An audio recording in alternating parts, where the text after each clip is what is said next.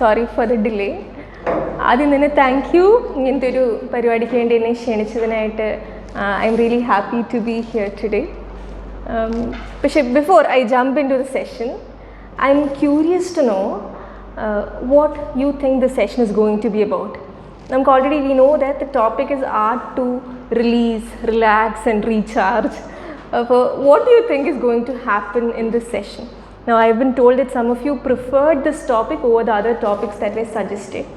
So, എന്തായിരിക്കും ഈ സെഷനിൽ നടക്കുന്നതെന്ന് നിങ്ങൾക്ക് തോന്നുന്നു? Just any one or two of you can just tell me openly. Don't worry about right or wrong. You can just tell me what do you think is going to happen in this session. Anyone?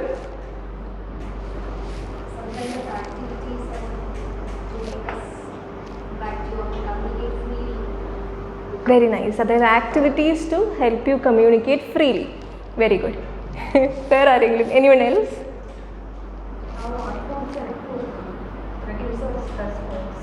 How art forms help you to reduce stress? Okay. Where are you? Anything add cheyanundo? You will be sharing with us your experience of how art helped you. Yes. Very nice, Kato. nice guesses. Okay, but let me first of all be clear on what is not going to happen in this session. Okay, first thing, now I have been allotted a 1 hour time slot for this session, but I will not be talking for 1 hour continuously to bore you. Okay. Secondly, I will not be teaching any particular kind of art form as such. Thirdly, I will not be the only one talking and sharing stories. In fact, I'll be giving opportunities to all of you to do the same. Okay. Now, about what is going to happen in this session. Okay, first of all, now there are different kinds of forms of art. Okay, like drawing, painting, singing, dancing, acting. Angana paladhu undu. But sadly, many of us believe that only if you are an expert in a particular art form, you can enjoy it to the fullest. Okay, many of us believe that. Okay, like when I ask people to just draw what you think, they'll say, I don't know how to draw. The last time I draw was when I was in school. Okay, so many of us believe that only if you're an expert at it, you can enjoy it. But from my personal experience, I have started believing that there is something called the common man's art. Okay, that is where everyone can just enjoy, find joy in art by being you, just you. Okay, so release, relax, recharge, and those are experiences that come when you find joy in art that way. And also I use those words to make it more attractive, the title more attractive, especially for teachers like you, whom I believe that you have a lot of inner tension that you need to release, and the desire to relax. Now you all have that, and also this, of course, the need to be charged up to come back to your students. അപ്പോൾ അതിനൊക്കെ വേണ്ടി ആ titles, ആ words അവിടെ use ചെയ്യുന്നത്. But much more than that, art can be much more than that. As some of you rightly pointed it can be this communication medium, a wonderful communication medium, stress buster again, and also my personal experiences are the guiding formula over here. So as to how I am going to give you this experience, I wish to give you this taste, okay, this kind of taste of art today through this session. But how I am going to do that, we can only see as the session progresses. Even I am waiting to see that. But one request to all of you present over here today, I wish that you keep your hearts open to experience. Okay, just keep your minds open. Okay, let me see what will happen in this session. I'll give you lots of activities to engage in. Don't worry about doing it right, doing it wrong, especially because you are all teachers. Our evaluation tendency eppudu undavum, I think. Let's keep that aside for now. Okay, just be here, keep yourself open to that experience. Okay, don't worry about right, wrong, good, bad, nothing. Okay, just be here. Especially try not to judge. Okay, keep your judgmental mind away. Not judge yourself and not to judge those around you. That is my request to all of you. Now, what is my eligibility to sit here confidently and speak about all of this boldly? First of all, I don't have any professional degree in any art form. Okay, rather I have completed my bachelor's in psychology and a master's in counseling and family therapy, and I currently work as a psychologist in Pallium India. Now Pallium India is an NGO where we take care of people with life-threatening or life-limiting conditions. Okay, it can be permanent disabilities or serious illnesses like cancer. So we take care of such people. Now apart from all of that, I am also doing a PG diploma course in art therapy and another certificate course in where I learn different art practices for inclusion. So yes, I spend a lot of time in this field, especially trying to use art therapeutically. But more than any of this, what drives me and gives me the passion is my own life story, my personal experience. So I became wheelchair bound 10 years back at the age of 19, and my spinal cord got injured and I became paralyzed. Okay, this happened due to a fall from a height, and I became paralyzed below my chest level. That is, I don't have movement or sensation below this level. Okay, so imagine what such a condition could do to a college student and her family. I mean, just try to imagine it for a while, especially because you all see a lot of college students. In those our age category, students. But just imagine how such a condition, when it happens all of a sudden, how it would change the life of that particular person and everyone who's close to it. Okay. So as you can imagine, it really messed up my life. Physically, I became completely dependent on others for even my basic needs. And mentally, I became so negative. I was feeling so negative, looking at myself as worthless, that I lost everything. I was causing so much of pain for my loved ones, for my family. And socially, I became cut off from my friends, not being able to do the things that a person who's in my age group normally does. Now that is all me, but what about my family? That is, physically, when I became completely dependent, my family took care of me like a baby. And mentally, when I started hating myself, they gave me all the love they can, thanking God that I am alive. And trust me, in all these years, it was during those darkest points of my life that I experienced the greatest love of God. Okay, and socially, even when I came to know of loneliness and boredom, very closely, my family, friends, and a lot of people, they made sure that I know I am not alone. So where does art come into the picture? So from childhood, I used to draw. What is your hobby? I like drawing. That is always my answer. Okay, that is, art was my hobby. So, I used to look at pictures that interest me and try to draw them the same way. And that remained even in college. But after my spinal cord injury, I had to spend a lot of time in the hospital for rehabilitation. Now many of you may know what is rehabilitation, but in my case, it was just that being paralyzed, or more correctly, paraplegic. Okay, that my condition is called traumatic paraplegia.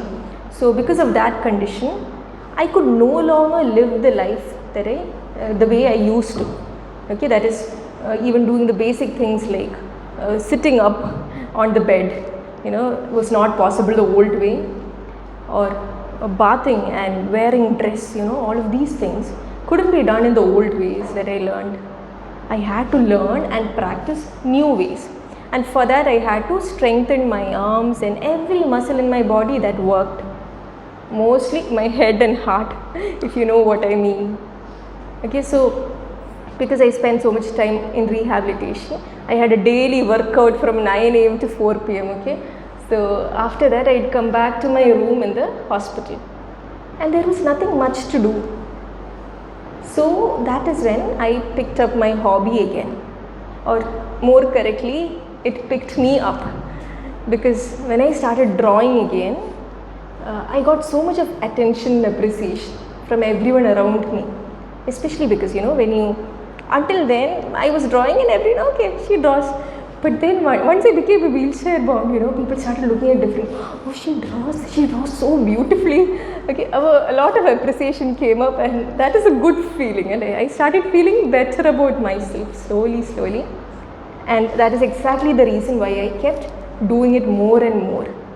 And with time, God worked through different people in different ways, giving me different opportunities, and I got to attend multiple exhibitions and even sell my artworks. Okay, so all of this took years to happen, okay? I'm saying all of this very quickly, but it took years to happen. And what also happened alongside was that my relationship with art was changing. That is, from being just a hobby, it became more like a companion. Okay, that is, like initially I was just looking at pictures and trying to draw them the way I liked. Okay, but slowly I started expressing myself through art.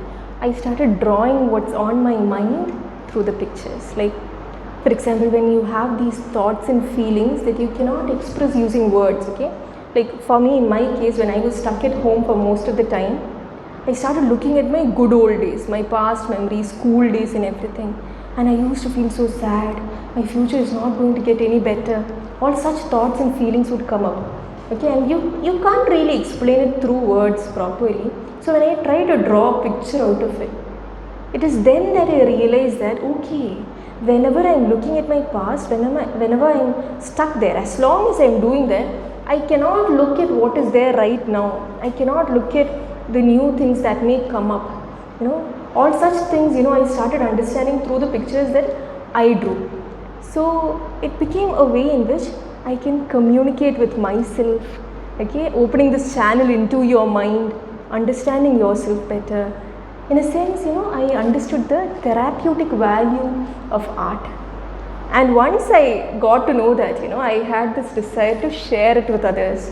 So, especially because I was studying psychology simultaneously. So I'm working on my mind and also how others' minds work and things like that. So I was encouraged, okay, yes, art has such a powerful value, and I wanted to take it to others as well. So I got this opportunity in 2021 to work in an NGO called Prajahida Foundation based in Kozhikode. So over there we looked at people with disabilities, how to help them, how to improve the quality of their life. And as a part of my job, I used to take these art classes for children with disabilities. So now those art classes are not like the typical art classes that we have in mind, where the teacher would teach something and the students are supposed to replicate, do it exactly the same way, skill development, that sort of thing. It was not exactly like that. As a teacher, what I did in these art classes was to provide a space for these children. Now, these children had different kinds of disabilities, most of them intellectually challenged. So what I did for them was to give them a space where they can do these simple and small things the way they could do based on their abilities. And I would just encourage them without judging them, without putting any pressure to perform. I would just appreciate even the smallest effort. And what I saw was these children, many of them were non-verbal. That is, especially like if you know about the autism spectrum disorder and all, people can be, social communication skills are very poor. Okay, some of them would be even non-verbal, or when you take mental retardation and its severity, as its severity increases, it will really affect the way they do their basic things. Okay, so such children were there in the group. But what I saw was they would come regularly on time for these sessions. Okay, without missing it, they will be there.